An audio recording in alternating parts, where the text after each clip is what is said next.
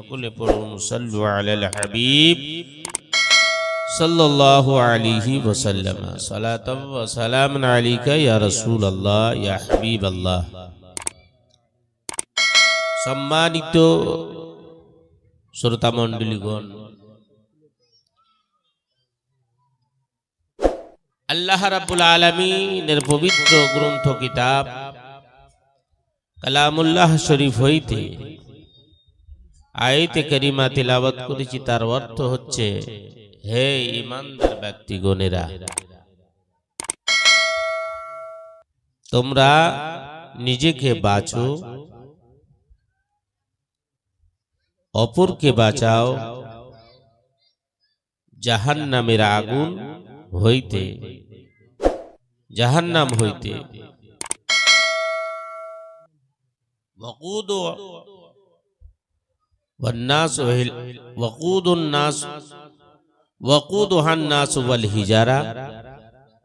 কারণ মানুষ এবং পাথরকে জাহান্নামের ইন্ধন তৈরি করা হয়েছে। আমার প্রিয় ভাই ও বাবাজিরা, আল্লাহ পাক পৃথিবী জগতে 18,000 মখলুকাতের মধ্যে সবচাইতে আফজাল ও আলা সম্মানী মানব জাতিকে করেছেন। অতএব আল্লাহ রাব্বুল আলামিন মানব জাতিকে বলেছে, তোমরা নিজেকে বাঁচো। আল্লাহ বলছেন নিজের বান্দাকে, তোমরা নিজেকে বাঁচো, অপরকে বাঁচাও। কারণ মানুষ এবং পাথরকে জাহান্নামের ইন্ধন তৈরি করা হয়েছে। তো সবচাইতে আশরাফুল মখলুকাত, যার ফয়দার জন্য, যার ভালাইয়ের জন্য পাহাড়কে আল্লাহ সৃষ্টি করেছেন। আবার সেই পাহাড়ের সঙ্গী বানিয়ে আল্লাহ পাক জাহান্নামের ইন্ধনের কথা বলা হয়েছে। ইন্ধন বলতে যেমন আমরা আমাদের বাড়িতে মা বোনেরা চুলহা বা বলেন বা আখাই বলেন, জ্বালানো হয়, জ্বালায়। আগে বড় বড় লকড়ি ধরা হয় না, ছোট ছোট লকড়ি? এই এরকম বড় লকড়ি ধরা হয় না, ছোট ছোট ছোট লকড়ি। কেন? ছোট লকড়ি ধরলে বড় লকড়ি অটোমেটিক ধরবে। তো জাহান্নাম মানে কি? আগুন, মানে আগুনেরই ঘর। এর মানে যদি নিজেকে না বাঁচো, তবুও কিন্তু জাহান্নামের ইন্ধন হতে হবে। মানে আগ সুলগাওয়ার জিনিস তৈরি হতে হবে। বেশক, সুবহানাল্লাহ। তো মানুষ আমরা পাথর চাইতে বেশি শক্তিশালী। মানুষের হৃদয়টা পাথর চাইতে বেশি শক্ত। যদি শক্ত না হতো তো আল্লাহ পাক পাথরের সঙ্গে সাথী বানাইতে না জাহান্নামের ইন্ধন।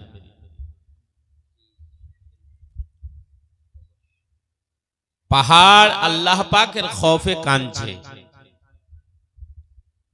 আমরা মানুষ কয়টা ভয় রাখছি? ইসলামের সিপে সালারে তো নাম লেখাচ্ছি, কিন্তু কয়টা মানুষ আল্লাহ পাকের খৌফ রাখছে? খৌফ মানে ডর, ভয়। যদি রাখি ডর ভয়,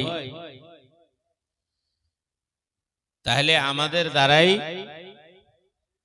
ভুল হবে না, আমাদের দ্বারাই অন্যায় হবে না। এখন একজন মাওলানা সাহেব বলছিলেন, আমরা আহলে সুন্নাত ওয়াল জামাত টিটিএস সুন্নি আমাদের এলাকায় বুড়াই হবে না। তো যাদের কোনো অস্তিত্ব নেই, যেমন আল্লাহ পাক বলেছেন ইন্নাদ দীনা ইনদাল্লাহিল ইসলাম, আল্লাহর পছন্দের একটাই দিন, যেটা হচ্ছে দ্বীনে ইসলাম। আর আমরা মাযহাবে ইসলামে লালিত পালিত হওয়ার পরেও আমাদের ঢং ভঙ্গিমা আচরণ গায়র মুসলিমের মতো, তৌর তরিকা গায়র মুসলিমের মতো। কারণ নাই তো দেখবেন জালসা মিলাদে কয়টা গায়র মুসলিম এসেছে? এসছে? আরে এসছে জি, হ্যাঁ বলেন। আসেনি।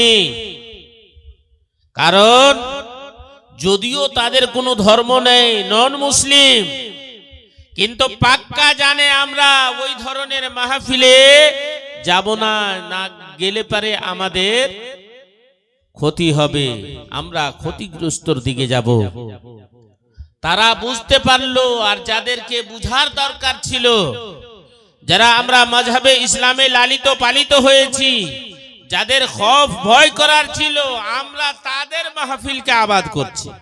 জি বেশক করি না?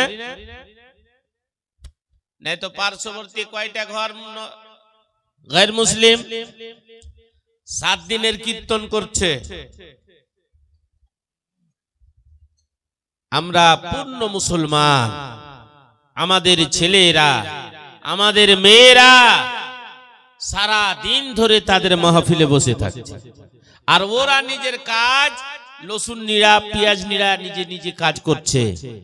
আমরা কিন্তু ওখানে আমাদের ছেলেরা যে বসছে আর সারা দিন তাদের মাহফিলে বসে তাদের মাহফিলকে কামিয়াব করছে। হয়েছে না হয় না? আরে হ্যাঁ বলো, হয় না হয় না? বিরাদনী ইসলাম,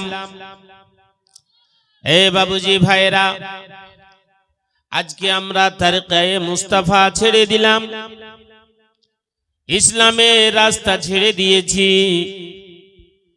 বাবা থেকে নয়, দাদা থেকে পর পুরুষ পর্যন্ত আমরা মাযহাবে ইসলামে জন্মগ্রহণ করেছি মুসলিম ঘরে। জানলাম না ইসলামটা কি জিনিস, জানলাম না মাযহাবটা কি জিনিস। কারণ বাপ শিখলো না, ছেলেকে কি করে শিখাবে? বাপ শিখেনি, দাদু শিখায়নি, বাপকে বাপ শিখায় না নিজের ছেলেদেরকে। শিখাচ্ছে? কোন বাপ আজকে বলেছে এই খবরদার ওই ধরনের মাহফিলে যাবে না? আমরা তো মনে ভাবছি ঈদের মতো খুশি। একটা ছেলে যদি ওই ধরনের মাহফিলে না যায়, তাহলে 7 দিন 8 দিনের কীর্তনই হবে না। আর আমরা হাটে বাজারে খুব সিনা ফুলিয়ে বলছি আমরা টিটিএস মুসলমান। এই মুসলমান, তোর জাসুসি করে তোমাকে কোন জায়গায় পৌঁছে দিল, কিন্তু এখন পর্যন্ত কোন মুসলমান নিজেকে বিকৃত হয়ে গেল কিন্তু খরিদ করতে পারলো না। বিরাদনী ইসলাম, না নিজের ছেলের হেফাজত করতে পারলো, না নিজের হেফাজত করতে পারলো, আর নচেত নিজের ছেলে মেয়েদের হেফাজত করতে পারলো। আওয়াজ তো আসে না? ভোর সকাল বেলায় একদিন দেখছি আওয়াজ আসছে, ওই মাহফিলে ওই সভাতে কোন নন মুসলিম দান করে না, যে দান করনেওয়ালা মুসলমান, তার বাবার নাম মুসলমান, তার দাদার নাম মুসলমান। শুধু মুসলিম ঘরে জন্ম নিলেই যে মুসলমান তাও নয়, নামধারী মুসলমানকে মুসলমান বানা হয়নি। এই ধরনের মুসলমান যদি হয়, তাদের মাহফিলে যদি বসে, তাদের পরবকে যদি পরব মনে ভাবে, তাদের মাহফিলকে যদি উৎসব মানিয়ে তাতে দান খায়রাত করে, অবশ্যই সেই লোকটা জাহান্নামে যাবে। অবশ্যই সেই লোকটা জাহান্নামে যাবে। শুধু এতটুকু নয়, ওই মাহফিলে যদি কোনো দোকান লাগানো হয়, চায়ের দোকান হোক, জিলেবির দোকান হোক, কোনো সওদার দোকান হোক, তাদের ওই মাহফিলের যে এক কথায় চা পানি প্রত্যেকটা জিনিস খাওয়া মুসলিমের জন্য হারাম, মুসলমানের জন্য হারাম। কিন্তু দেখা যায় যে 90% মুসলমানের ছেলেরা বসে আবাদ করছে। আমি নিজের চোখে দেখেছি 9 নম্বর দিয়ে আপনার ডাঙ্গাপাড়া দুটো স্কুল, তার মধ্যে খান দিয়ে রিফুটোলা দিয়ে কোনো কাজে হয়তো ফারাক্কা যাচ্ছিলাম, দেখছি হাজরাত একটাও ঢুয়া পাওয়া যায় না। আবার নিজেকে চালাক, দাউলি ট্যাঙ্কি হাতে করে জমিনে আছে আর সারা মুসলিম ছেলে বসে আছে, বাইকের ভিড় লাগিয়ে বসে আছে।